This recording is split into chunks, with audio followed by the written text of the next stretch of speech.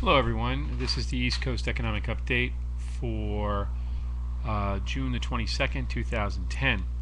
Just want to give you a slight update from my last video. Thanks to Andy at Homestead Acres.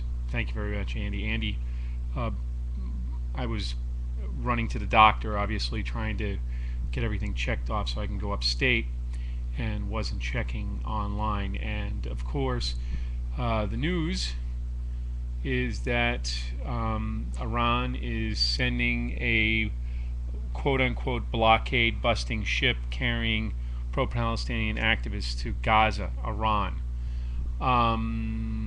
Maybe that quote unquote theory prediction is probably closer to the nation of Israel than I was praying that it wouldn't, or at least I figured it would, but it would probably happen at the end of the this year is the Sabbath year. Once again, I'm really, it's very difficult to be somebody who has a rabbinical background, somebody who sees God, and this is my belief system. I got a comment from Gathering Storm Clouds, basically stating that um, that I have some chutzpah to assume that Israel is being affected by a lunar eclipse. I'm not. I'm applying what a theory that sages before me had basically pointed out, and I wanted to see if it's true. It's empirical. Now, that's my belief system. I'm not saying that you should agree with it. I never said that you should agree with it. But it's funny how things coordinate between. I don't believe in astrology, and this is not astrology per se, because there are astrologists like John Hogue and the rest that say that planets are affecting certain things, and you have the web bots and so forth. Um, but in this case, this is a sabbatical year for Israel. Every 7 years, if you follow the Bible, every 7 years, everyone who lives in the land of Israel is supposed to rest for the whole year. No growing of food, no whatever, living off of what you have collected over the last 6 years and resting. It's a practice towards the Messianic age. If you are presupposed to that, and I am to a great degree, I'm a skeptic because my skepticism affects my faith. In other words, I don't take anything on face value. No one should. Uh, I know this is starting to become a rant, but I just want to point out that I I approach my faith in a way that I'm engaging it. I don't take it for granted. I don't take it for writ, um, because to engage, I believe this is me speaking, of course. For me to engage God, I have to engage Him or it, um, by by testing it, and by testing it means that I engage the Creator, and I learn something about myself. And I learn this technique from the experience that I've seen biblically with Moses. Moses didn't want to do the job he wanted to do because he felt he wasn't capable of doing it and questioned God constantly. And God took that as patience. I mean, Abraham did it, but Moses did it in a much more face to face sort of way. In fact, he did do it in a face to face way.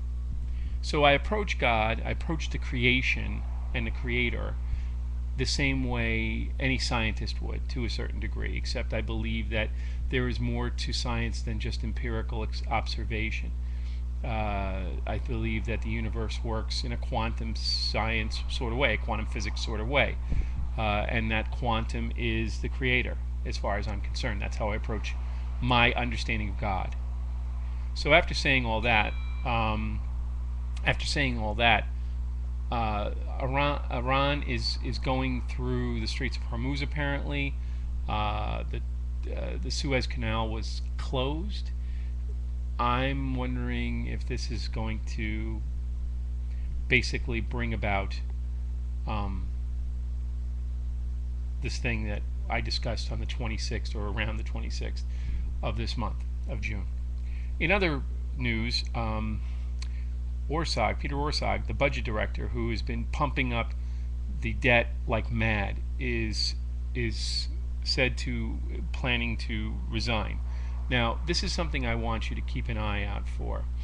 Last year into this year, a lot of the senators and congresspeople basically resigned, said that they're not going to go for they're not going to go for re-election.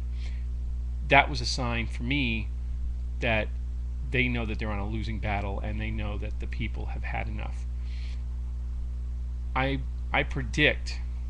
think that you're going to see a lot of the old guard, the Larry Summers, Geithner,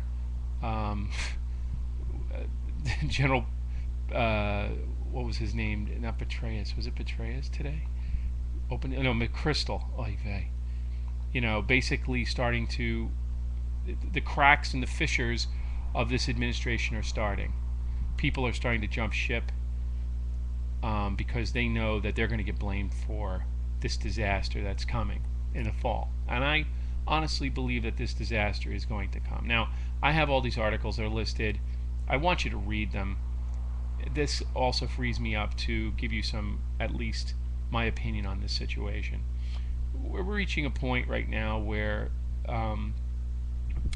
if you guys follow the Corbett report, we're reaching this point right now where the IMF and whatever, the banksters and the powers that be, whatever you want to call them, the people who make money off of doing nothing, are going to turn this place into a third world country. And they're doing it.